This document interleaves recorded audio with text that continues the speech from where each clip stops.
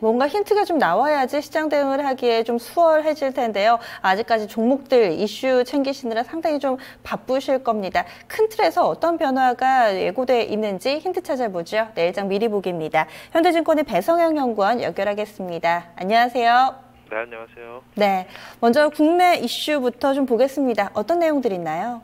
네, 우선적으로 2,000선을 넘어서면서 전체적으로 기관의 환매가 어느 정도 증가를 하면서 수급 모멘텀이 다소 약화되고 있다는 점이 1차적인 관건이 될 수가 있겠습니다. 역시 외국인들의 매수 강도가 아직은 지수 상승을 이끌기에는 다소 미진한 그런 강도로 진행되고 있기 때문에 역시 단기적으로 기관의 스탠스가 지수 방향성을 좀 좌우할 가능성이 크다라고 볼 수가 있겠고요. 다만 전체적인 측면에서 기관 투자자들이 2,000선을 넘어서부터는 어느 정도의 환매 압력이 계속적으로 좀 진행이 되고 있기 때문에 단기적인 수급 요인에 주목할 필요가 있겠고요. 두 번째는 역시 이제 국내 수출, 10월 국내 수출이 전월 대비해서 약 15.8% 정도 감소를 하면서 전체적으로 국내 수출 부진이 계속적으로 좀 진행이 되고 있다는 점도 주목할 필요가 있겠고요. 역시 계속적으로 글로벌 경기 모멘텀이 감소하면서 글로벌 교역량이 감소를 하면서 우리 수출도 둔화세가 계속되고 있다는 점은 지수가 다소 추가 상승하기에는 다소 모멘텀이 부족한 시점이 아닌가 판단하고 있습니다. 네. 그리고 월 초이니만큼 경제지표 상당히 좀 많이 나오더라고요. 주말에 이 미국 쪽에서 PMI도 있었고 중국이나 일본 쪽에서도 PMI 발표가 되는데 지수에는 이렇다 할 영향을 좀 안 미치는 것 같습니다. 오늘 밤에는 어떤 내용들 준비가 되어 있을까요? 예, 역시 우리 증시도 지난주까지 해서 업종 대표주 특히 이제 수출 관련주의 그런 실적 결과가 상당 부분 마무리가 된 상황이고요. 이번 주 이후에는 내수 섹터를 중심으로 해서 중소형주의 실적 발표가 계속적으로 좀 진행 중에 있습니다. 일단 매크로 측면에서는 매월 초 글로벌 제조업 지수의 그런 발표가 예정이 되어 있는데요. 일단 무엇보다 미국 ISM 제조업 지수가 먼저 영향을 미치는 변수가 될 것으로 보고 있습니다. 현재 예상치는 전월 대비해서 소폭 감소하는 그런 모습들이 예상이 되고 있고요. 오늘 또한 유로존 주요 국가들의 PMI 지표가 계속적으로 발표될 예정이기 때문에 글로벌 증시 변동성 확대 여부에도 좀 더 관찰이 필요한 시점으로 보고 있습니다.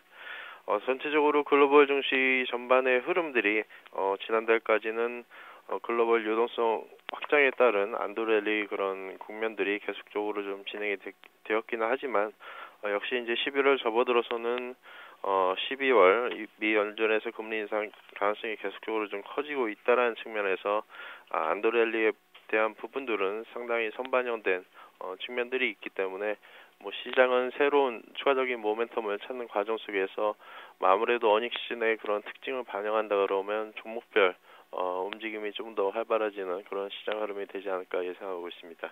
네, 지금까지 얘기만 좀 종합해보면 오늘과 좀 비슷하네요. 지수는 여전히 방향성이 없고 종목에 집중하자 이렇게 보시는 것 같은데요. 내일장 전반적으로 좀 이런 부분들 포함했을 때 전략 좀 더 자세하게 해주신다면요.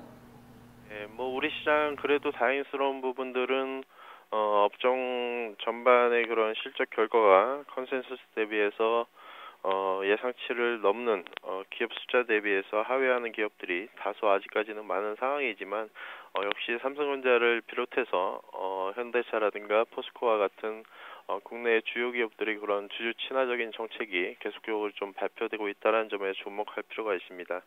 역시 삼성전자의 대규모 자사주 매입 소각에 이어서 지난 포스코도 중간 배당 확대 정책을 발표를 했고요.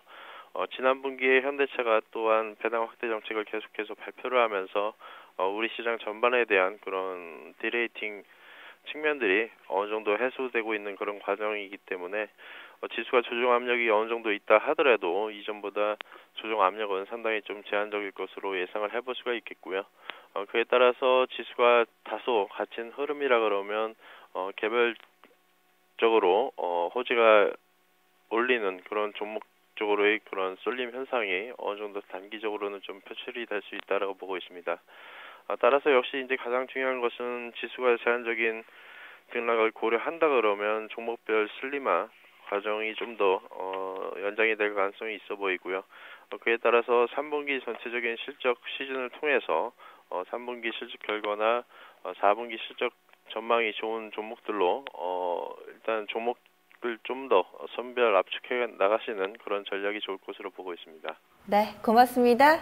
네, 감사합니다. 네, 오늘 전략 들어보니까요. 전반적인 지수 상황을 놓고 봤을 때는 기관 쪽에서의 이 수급, 과연 매도 물량이 어디까지 출회될지 이 부분에 포커스 맞춰주셨고, 종목 이 투자 전략 쪽으로 넘어가 보면은 주주 친화책 그리고 실적이라는 키워드가 눈에 띕니다.